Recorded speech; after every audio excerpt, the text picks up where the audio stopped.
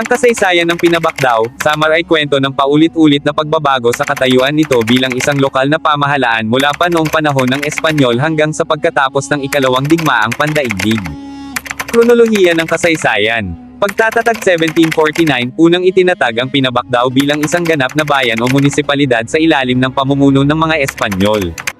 Pagiging baryo 1902, sa ilalim ng pamahalaang Amerikano, nawalan ito ng kasarinlan at ibinaba ang katayuan bilang isang baryo na sakop ng karatig bayan na Calbiga.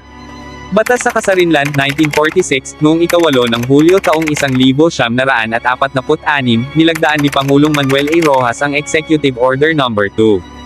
Ganap na munisipalidad, ika-16 ng Hulyo taong 1946, opisyal na humiwalay ang Pinabakdaw sa Calbiga upang muling maging isang malayang bayan.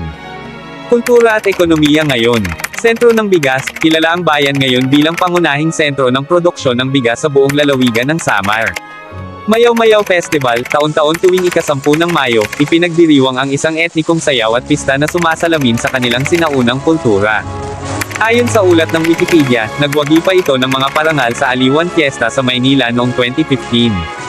Pamamahala, sa kasalukuyan, ito ay isang ganap na 4th-class municipality na binubuo ng 24 na mga barangay.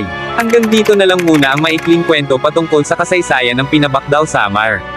Sana'y nagustuhan nyo. Kung gusto mo pang malaman ang iba pang kasaysayan sa lugar ng Samar, just comment down below at sa anong lugar ang gusto nyong kasaysayan at gagawa natin ng video.